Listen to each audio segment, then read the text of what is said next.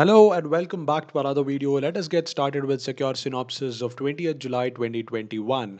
The first topic is under General Studies 1 Indian culture, which will cover the salient aspects of art forms, literature, and architecture from ancient to modern times. While there is no dearth of tributes to India's great cultural heritage, the blunt truth is that modern India has failed to reclaim that legacy. In this context, discuss the challenges in preserving Indian cultural heritage.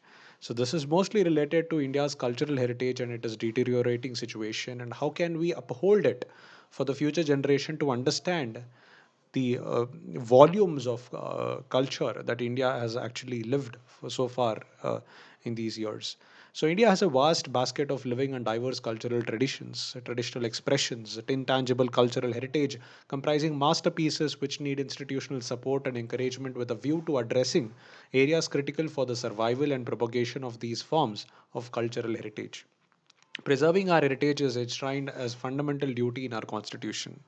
The term heritage has wide connotations spanning across nature, culture, food, and other dimensions. Indian art heritage primarily refers to the intangible heritage comprising of paintings and art forms, ancient monuments and archaeological sites, sculptures, scriptures, artifacts. Challenges in preserving Indian cultural heritage. First one is theft. The incidents of theft have been observed usually from unprotected monuments, ancient temples. The theft cases have also been seen in the protected monuments and museums as well. It is due to negligence of security guards in museums monuments. Smuggling, illicit trafficking, and smuggling in antiquities, illicit traffic is motivated often by profit and sometimes by the demand for luxuries. Tourism, unregulated tourism, tourist activities run by touts, private agents have affected the art heritage places. The Culture Ministry of India has reported that up to 24 Indian monuments have been declared untraceable or missing by Archaeological Survey of India. Issues with security of museums. Most of the museums are poorly guarded due to the shortage of manpower, leading to theft of artifacts, fire accidents, etc. Lack of public awareness. This leads to poor maintenance, vandalism, spoiling the monuments, artifacts, replacing the structures or building structures close to the monuments, you know, uh, leading to the dissipation of the monuments. Duplication, fix of paintings and art forms leading to threat to livelihood of artists. Poor maintenance, the state of the wall paintings in Ajanta caves is continuously getting worse, which can be attributed to humidity as well as to the lack of care. Encroachment of monuments. Another miss from the ministry has been encroachments of monuments. Over 278 centrally protected monuments have been encroached upon or have illegal occupants as per government data. Now, what is the rationale behind safeguarding the art heritage? Evolution of human consciousness is a continuous process. History here serves as a laboratory, and the past serves as a demarcation to understand the regional laws and social structures.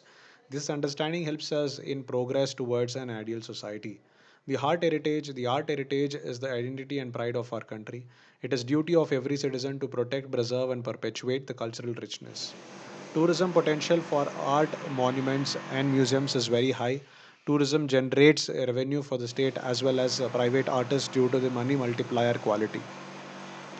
Infrastructure development takes place in and around the areas. Example, Hampi, despite being a small town, has excellent infrastructure. It creates jobs for a lot of people from art industry and tourism industry as well. It creates a feeling of oneness and a sense of achievement or attachment by enhancing a sense of belonging to a culture or a region.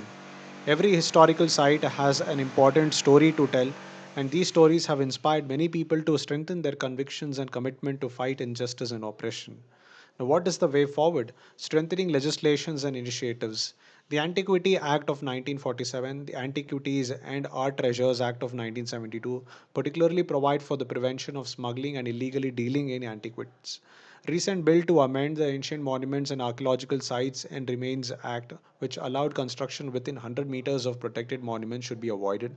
In 2015, the ministry launched an initiative of e-ticketing services in over 116 monuments under the ASI and launched an initiative to digitize cultural resources.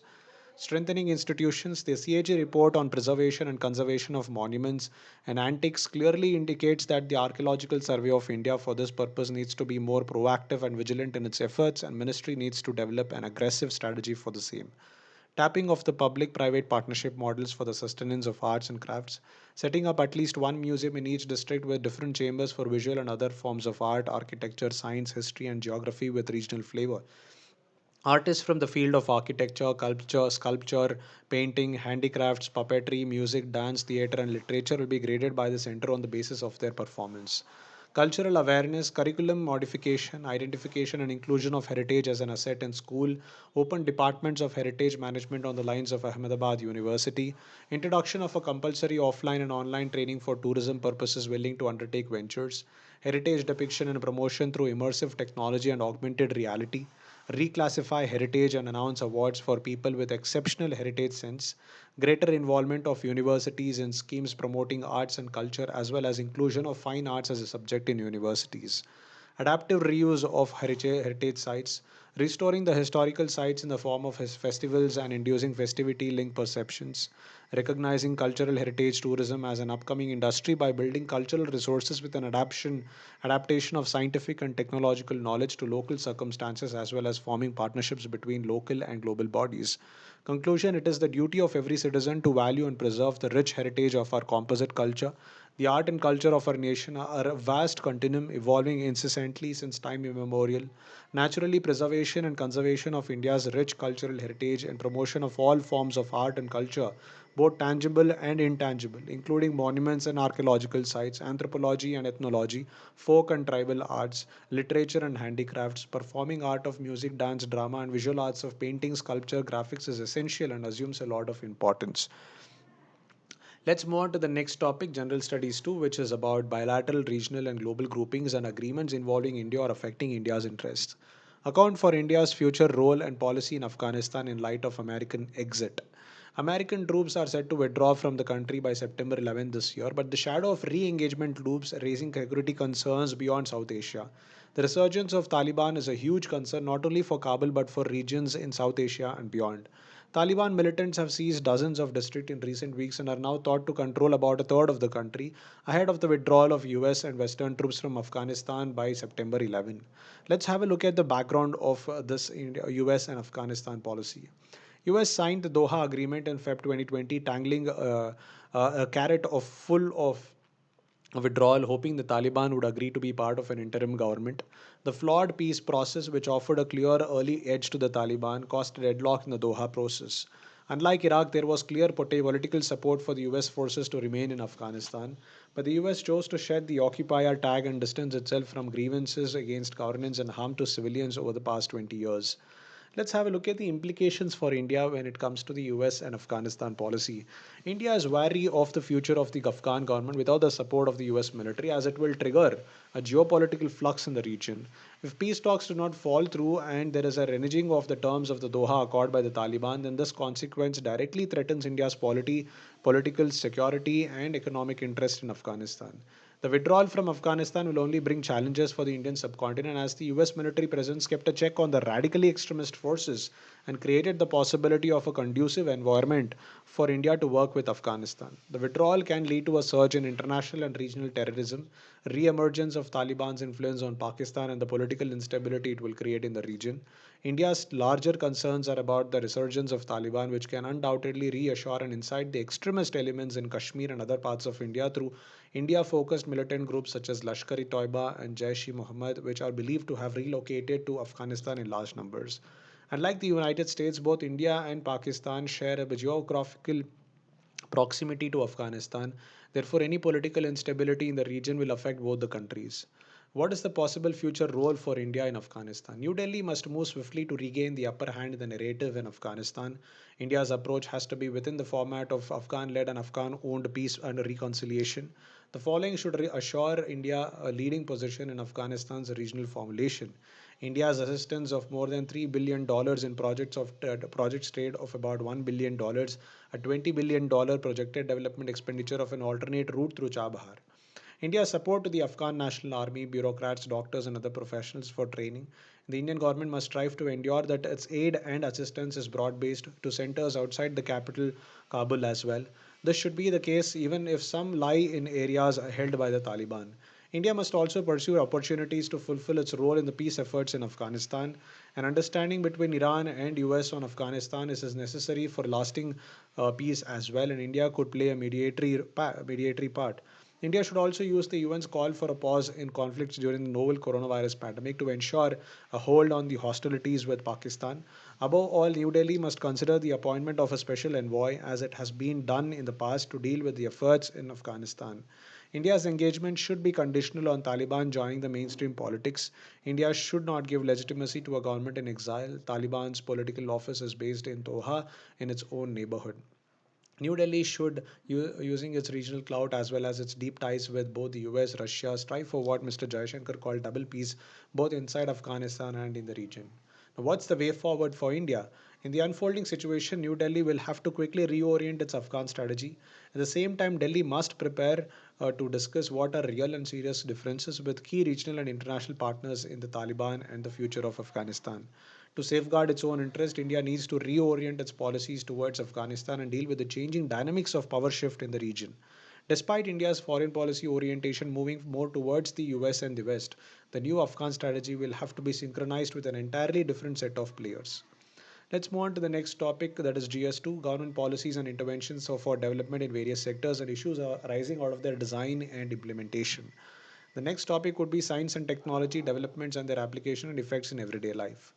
Now, can the drone rules recently released in India be hailed as a progressive? And let's debate about it. A drone is an unmanned aerial vehicle, an aircraft without a human pilot aboard. Besides combat use, drones are used for a range of purposes like package delivery, in agriculture, spraying pesticides, monitoring environmental changes, aerial photography, and during search and relief operations, among others.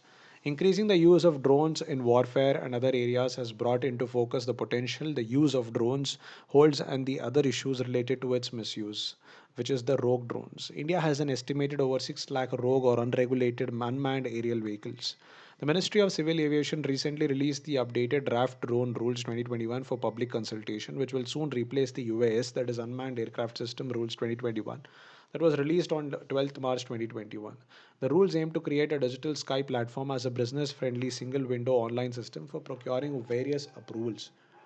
Let's move on to the subheading Need for stricter rules and regulations. Recently, drones were used for the first time to drop explosive devices, triggering blasts inside the Air Force Station's technical area in Jammu.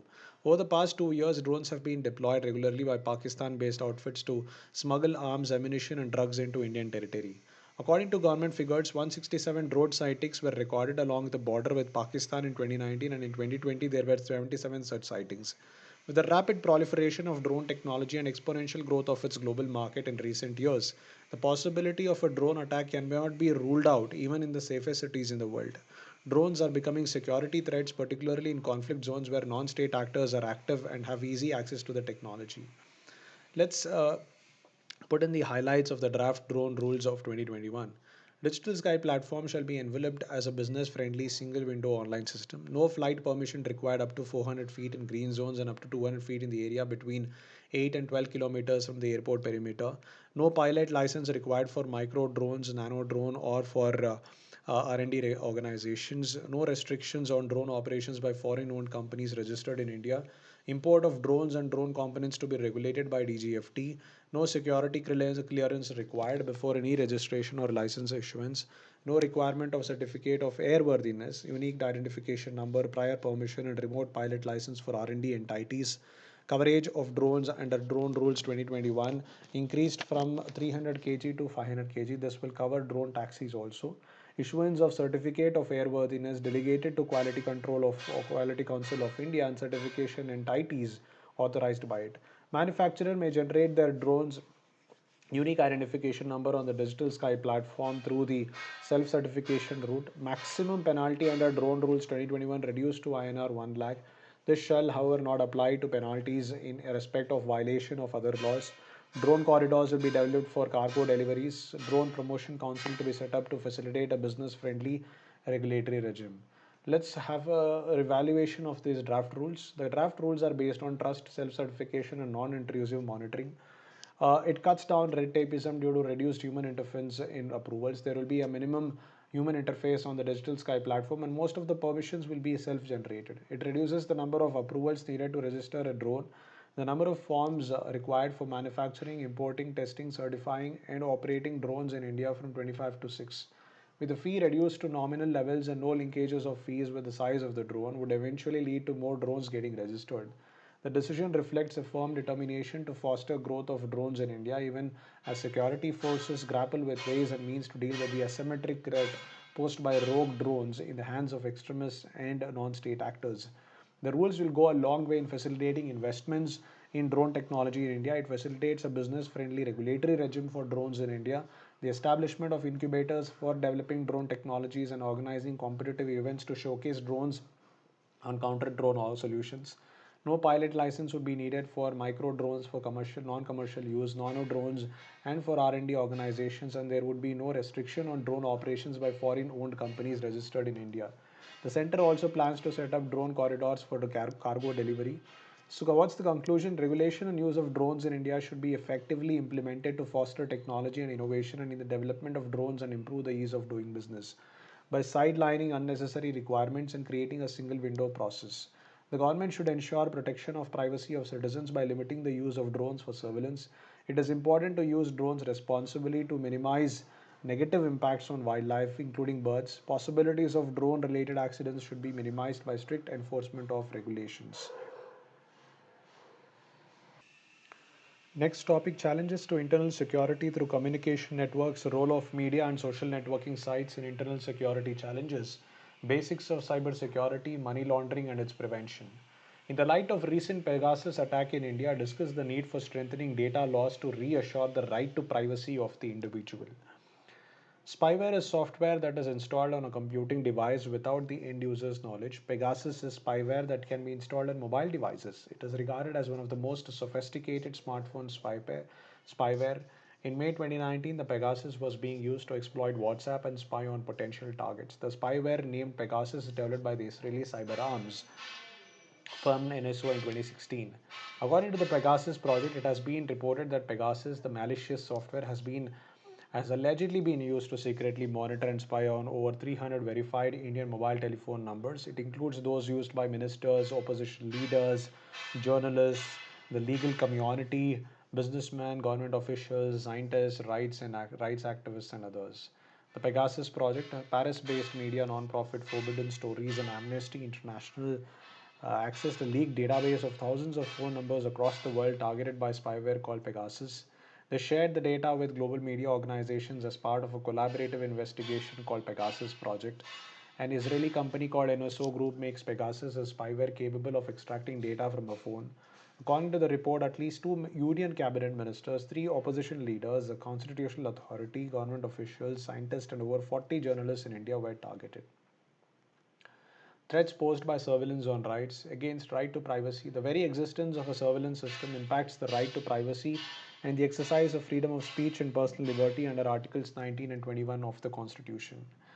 It creates a chilling effect on freedom of speech and expression and curbs individual ability to express, receive, and discuss unorthodox ideas. Against due process, surveillance, when carried out entirely by the executive, curtails Article 32 and 22-26 of the Constitution as it happens in secret. Thus, the affected person is unable to show a breach of their rights. This violates not only the ideals of due process and the separation of powers, but also goes against the requirement of procedural safeguards as mandated in Puttaswamy versus Union of India 2017. Curtails press freedom. Surveillance affects press freedom. In the absence of privacy, the safety of journalists, especially those whose work criticizes the government, and the personal safety of their sources is jeopardized. The World Press Freedom Index, produced by Reporters Without Borders, has ranked India 142 of the 180 countries in 2021. The lack of privacy and free speech renders the journalist vulnerable against threats of private and governmental reprisals against legitimate reporting. Threatens separation of powers. Vesting disproportionate surveillance power with the executive threatens the separation of powers of the government. Promotes authoritarian regime. Disproportionate surveillance power promotes spread of authoritarianism in the government functioning, since it allows the executive to exercise a disproportionate amount of power on the citizen and impacts their personal lives. Measures to tackle spywares, regular data backup. This helps restore the last saved data and minimize data loss. Ransomware also attacks servers, hence, it is important to have a backup on a disconnected hard drive or external device on the predefined regular basis. To prevent infiltration of malware, having password protected tools to identify and filter certain live file extensions like .exe or .zip are essential. Emails that appear suspicious should also be filtered at the exchange level.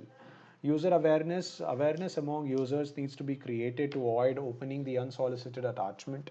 Malware is typically designed to mimic identities of people that users interact with on a regular basis, either on a personal or a professional level. Regular patch and upgrades to prevent leaks or vulnerabilities in software ensure to regularly update the software versions and apply patches released by the vendor. These patches and versions are often released to wrestle with known or newly discovered exploits and can prevent known signatures of these malware, trojans, or ransomware to enter the system. Install and run anti-malware and firewall software. When selecting software, choose a program that offers tools for detecting, quarantining, and removing multiple types of malware. The combination of anti-malware software and a firewall will ensure that all incoming and existing data gets scanned for malware and that malware can be safely removed once detected. Keep software and operating systems up to date with current vulnerability patches. These patches are often released to patch bugs or other security flaws that could be exploited by attackers. Be vigilant when downloading files, programs, attachments. Downloads that seem strange or from an unfamiliar source often contain malware. Now, what's the way forward? There is a need to balance the necessity of the government's objectives of surveillance with the rights of the impacted individuals. The press requires greater protections on speech and privacy. In order to satisfy the deal of due process of law, to maintain an effective separation of powers, and to fulfill the requirements of procedural safeguards, there needs to be an oversight from another branch of the government over the executive's power of surveillance. Such a role can be effectively played by the judiciary. There needs to be a greater transparency in the system as in the current system. Government agencies are not accountable to anyone other than the government itself. Reforms in the Indian surveillance regime should incorporate ethics of surveillance, which considers the moral aspects of how surveillance is employed.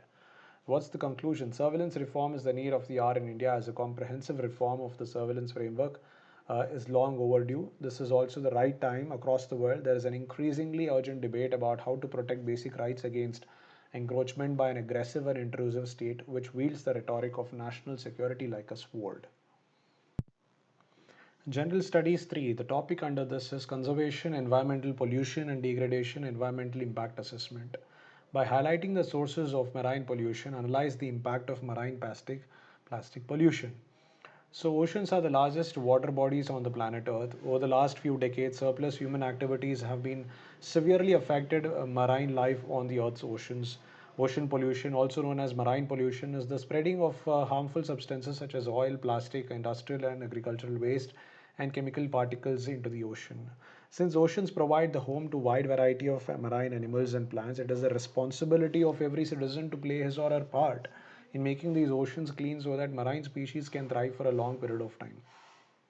Sources of marine pollution, global trade. According to the United Nations Conference on Trade and Development, more than 80% of global trade by volume and more than 70% by value travels by ship. The global maritime transport is notably driven by globalization and the rising economic importance of Asia.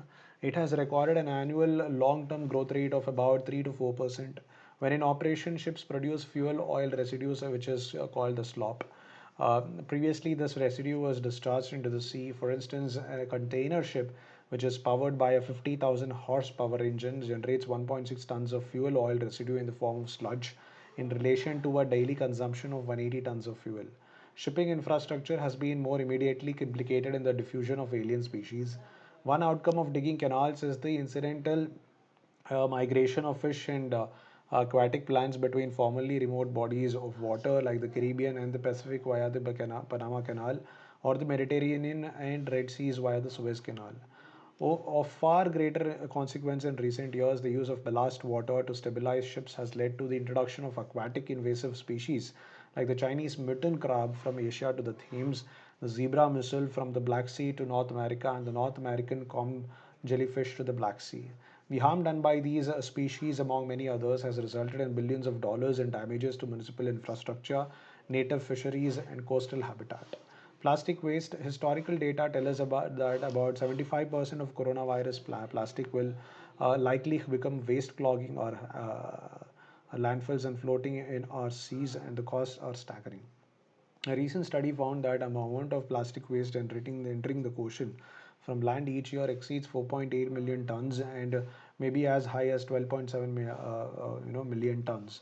The quantities of plastic entering the ocean are growing rapidly, with the potential for cumulative inputs of plastic waste into the ocean as high as 250 million tons by 2025. The main sources of marine plastic are land based, from urban and storm runoff, sewer overflows, beach visitors, inadequate waste disposal and management, and industrial activities, infrastructure construction, and illegal dumping. Ocean based plastic originates mainly from the fishing industry, nautical activities, and aquaculture. Under the influence of solar UV radiation, wind currents, and other natural factors, plastic fragments into small particles termed microplastics, particles smaller than 5 mm, or nanoplastics, particles smaller than 100 nanometers. In addition to microbeads, a type of microplastic are very tiny pieces of manufactured polythene plastic that are added as exfoliants in health and beauty products such as cleansers and toothpaste. These tiny particles easily pass through water filtration systems and end up in the ocean and lakes. Plastic particles washed off from products such as synthetic cloths contribute up to 35% of the primary plastic that is polluting our ocean. Oil spills, crude oil lasts for years in the sea and is extremely toxic to marine life, often suffocating marine animals to death once it entraps them. Crude oil is also extremely difficult to clean up, unfortunately, meaning that when it is split, it is usually there to stay. Ocean mining in the deep sea is yet another source of ocean pollution. Ocean mining sites drilling for silver, gold, copper, cobalt, and zinc create sulfide deposits up to 3,500 meters down into the ocean. The deep sea mining causes damage to the lowest levels of the ocean and increases the toxicity of the region. This permanent damage dealt also causes leaking, corrosion, and oil spills that only drastically further hinder the ecosystem of the region. Impact, right? So, littering pollution from the atmosphere is, believe it or not, a huge source of ocean pollution. This occurs when objects that are inland are blown by the wind over long distances and end up in the ocean. These objects can be anything from natural things like dust and sand to man made objects like as debris and trash. Most debris, especially plastic debris, cannot decompose and remain suspended in the ocean's current for years. Impact of marine plastic pollution on marine environment affects movement of marine organisms. Ghost nets, a term coined to describe purposely discarded or accidentally lost netting, drift through the ocean, entangling whales, seals, and turtles. An estimated 1 lakh marine animals are strangled, suffocated, or injured by plastics every year. Direct harm to species of the 1.5 million licensed albatrosses that inhabit Midway, nearly all are likely to have plastic in their digestive system. Approximately one third of their chicks die, and many of those deaths are due to the being fed plastic by their parents. Fish and whales may also mistake the plastic as a food source. Spreading invasive species. Marine plastics also facilitate the spread of invasive species that attach to floating plastic in one region and drift along distances to colonize other ecosystems. Research has shown that this plastic marine debris affects at least 267 species worldwide. On food and health, affects food chain because the garbage blocks sunlight. Algae is not growing as it should. With less algae, the entire food chain is experiencing a negative disruption. In addition, the plastics floating in the ocean are leaching harmful chemicals into the water, which are likely entering the food chain. Indirect harm to species via the food chain. Besides the particles' danger to wildlife on the microscopic level, the floating debris can absorb organic pollutants from seawater, including PCBs, DDTs, and PAHs. These toxin containing plastic pieces are also eaten by jellyfish, which are then eaten by fish. Many of these fish are then consumed by humans, resulting in their ingestion of toxic chemicals. Biomagnification. Toxic contaminants accumulate on the surface of plastic materials as a result of prolonged exposure to seawater. Marine organisms ingest plastic debris. These contaminants enter their digestive systems and over time accumulate in the food web. The transfer of contaminants before marine species and humans through consumption of seafood has been identified as health hazard and has not yet been adequately researched. On climate change, plastic, which is petroleum product, also contributes to global warming. If plastic waste is incinerated, it releases carbon dioxide into the atmosphere, thereby increasing carbon emissions. On tourism, plastic waste damages the aesthetic value of tourist destinations, leading to decreased tourism related incomes and major economic costs related to the cleaning and maintenance of the sites. Measures needed. Existing international instruments should be further explored to address plastic pollution. The most important are the 1972 Convention on the Prevention of Marine Pollution by Dumping Waste and Other Matter, or the London Convention, the 1996 Protocol to the London Convention, uh, the London Protocol, the 1978 Protocol to the International Convention for the Prevention of Pollution from Ships. Recycling and reuse of plastic materials are the most effective actions available to reduce the environmental impacts of open landfills and open air burning that are often practiced to manage domestic waste. Governments, research institutions, and industries also need to work collaboratively, redesigning products and rethink their usage and disposal in order to reduce microplastic waste from pellets, synthetic textiles, and tires. Implement renewable energy sources such as wind or solar power to limit offshore drilling, limit agricultural pesticides, and encourage organic farming and eco friendly pesticide use. Proper sewage treatment and exploration of eco friendly wastewater treatment options. Cut down on the industry and manufacturing waste and contain it into landfills to avoid spillage.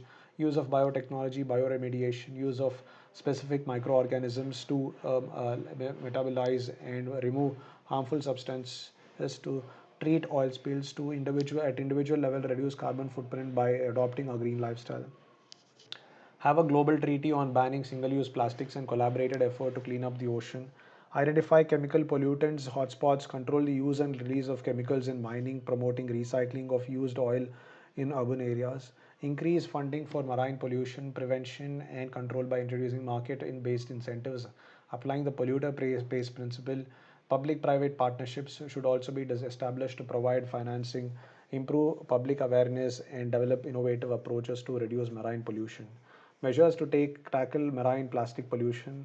Local actions are required for mitigating plastic pollution using mechanisms such as bans on plastic bags, maximum daily limits for emissions into watersheds, and incentives for fishing gear retrieval. Countries should come together to establish measurable reduction targets for plastic waste. A meaningful international agreement, one with clearly defined waste reduction targets, is the need of the hour. Effective policies must take into account all stages of the life cycle of plastic, connecting producers to users and ultimately to waste managers. Non-profits like Five Gears are now pushing an agenda towards public awareness, corporate responsibility, and the idea of a circular economy, an economy that focuses on keeping waste to a minimum while maximizing materials. Fossil fuel subsidies incentivize the plastic market, hence, countries should end fossil fuel subsidies annually. 4 to 8% of oil is used to produce raw plastic.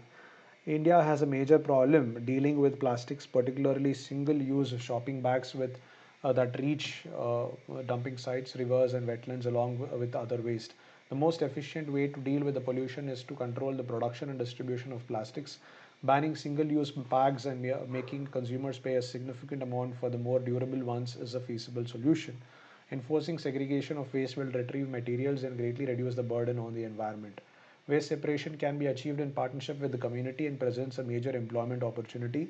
Eco-friendly substitutes, cloth, paper, jute bags, leaves, areca, leaf plates, paper straws should be developed. For this, scientific and financial support, soft loans and subsidies is required. Marine plastic pollution is a planetary crisis, and we should hope for a Paris-style global treaty aimed at tackling it. Over 3 billion people depend on marine and coastal biodiversity for their livelihoods.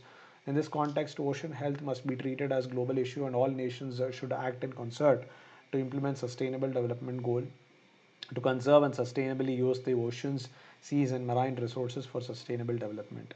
We cannot transform our world into a plastic planet. What is needed is collective public effort to stop plastic pollution and safeguard our ecosystem biodiversity. Linkages between development and spread of extremism. What is the linkage between development and spread of extremism? Illustrate with examples. Extremism can be defined as any ideology considered to be far outside the mainstream attitudes of a society or to violate common moral standards. It means an ideology deflected from the mainstream of common moral standards which can be perceived as good or bad depending upon the political and philosophical values. Improvement in standard of living is something that everyone craves for and deserves it too. It involves, apart from decent food, clothing, and shelter, quality education and health, and also dignified living. Without development processes, there is no organic end to the causes of discontent, unrest, and extremism. Development and security together lay the foundation for sustainable peace. According to the theory, experience or practice, they form a triangle with justice. It is a truism that underdevelopment often creates the condition for insurgency and spread of extremist ideologies among the people, who perceive that their needs are not being taken care of the government. While it has been the policy of governments around the world today to emphasize on inclusive development, there are always groups in every state who feel alienated because they perceive that they are left out of the developmental efforts. Such perceptions, coupled with inefficient and corrupt governance, create an ideal condition for extremism and militancy. More than lack of development, it is the perception of injustice, misgovernance, and inability of the system to engage the disaffected lot that lead people to violence and extremism. Developmental issues relating to rise and spread of extremism. Developmental issues which pertain to the spread of extremism are linked to lack of access to basic resources to sustain livelihood. Forest policy. In the name of development, habitat of principal Adivasi communities were declared reserve forest, and in accordance with the Forest Conservation Act 1980, no forest land can be diverted to non-forest use without permission. Rights of primitive forest dwellers were restricted, resulting in losing access to land. Mass resentment leading to extremist activities. For instance, in the name of development, the habitat of Adivasi communities were declared reserve forest, and in accordance with the Forest Conservation Act 1980, the rights of primitive forest dwellers were restricted, resulting in losing access to land. This gave rise to extremist activities. Land alienation. 40% of rural households have no land or less than half of acre of land. Increased marginal land holdings, no land reforms, insecurity and exploitation of tenants, and unrest leading to extremism. Land acquisition for SEZ again deprived the poor of their lands, also led to the loss of revenue in the form of taxes. Loss of food production as a huge block of productive lands acquired for SEZ, major impact in livelihood resource leading to conflict. Displacement and rehabilitation. Displacement, forced eviction of people occurs due to the developmental projects such as irrigation, uh, industrial projects, mining projects, power plants, etc. It can be physical, emotional, or cultural. Tribal people are most prone to displacement because tribal areas are rich in mineral resources such as Orissa, Jharkhand. This impacts multi-dimensional trauma on them, leading to serious consequences. Labor, unemployment, and wages. Unemployment and insecurity of livelihood are growing source of dissatisfaction and anger among youth, both in urban and rural areas. Minimum wages for agriculture work are not implemented. Increased share of unorganized workers in unorganized sector. No effective coverage of labor welfare laws. Hence, this multifaceted form of exploitation, in the absence of any developmental propaganda, forms the major cause of spread of extremism. Moreover, tourism industry in this development scenario is posing a great threat to the existing tribal life, which is interwoven with ecology. The introduction of foreign influence and commercialization is triggering the process of disintegration of tribal society, leading to extremist activities. Thus, the above causes show that underdevelopment and socio-economic lacunae lead to extremism. Effective implementation of legislation. PESA, Manrega, Scheduled Tribes, and other Traditional Forest Dwellers Act must be implemented effectively.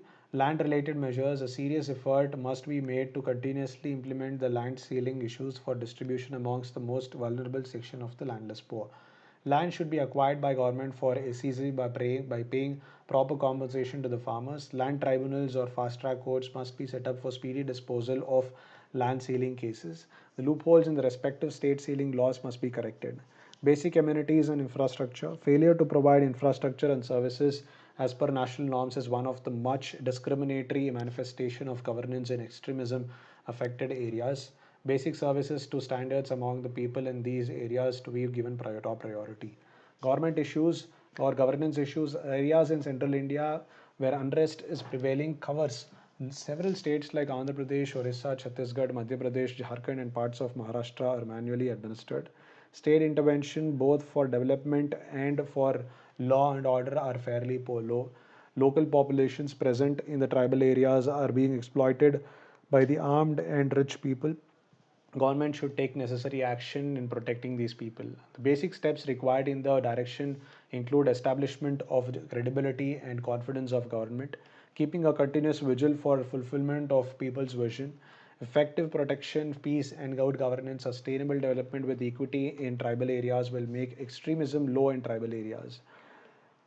Livelihood security should strengthen the subsidiary and supportive activities in horticulture, poultry, fisheries, and animal husbandry under the strict guidelines of Ministry of Agriculture through establishment of quality infrastructure and efficient market linkages at the village level. Universalize basic social services to standards amongst the people of extremist affected areas so that the discriminatory manifestation of governance can be removed. Institutional arrangements for center state cooperation. Since problems in formulating a counter extremist policy as well as in dealing with the issues arising out of their Uh, So inequalities between classes have increased over the years, which act as a source of unrest. Indian Constitution in Article 39 mandates the states to prevent concentration of wealth in few hands, but policymakers often ignore this, resulting in two dimensions, Bharat and India. Only when Adivasis and marginalized groups are taken care of, both these worlds won't merge. So structural violence causes much of violence, while not condoning radical violence. An honest response to extremists, therefore, must begin by ameliorating the structural violence in the society. What's the way forward? Land reforms and lettered spirit, granting right of land to the tiller, can root out long-standing dissatisfaction among the tribals, enhance communication and connectivity, infrastructure improvement for better integration of the region with mainland, stringent law and fast criminal justice system for quick disposal of insurgents attack cases, greater coordination between central forces and state forces for better tactical response, greater cultural interaction with the rest of the country, and socio-economic development that includes a holistic, inclusive development, decentralization with alertness, improving administrative efficiency, pro-people governance, and coping up with regional aspirations must be the immediate need of the hour. Strengthening of the local self-government with additional financial and uh, decision making power would promote development by making them stakeholders in development. Apart from this, discrimination related to residence, food, clothing, marriage, and employment must be removed. Roping in more NGOs and other groups that work with these tribals to help them get more skills and opening new vistas of employment based on their skills can help in alienating feeling among them.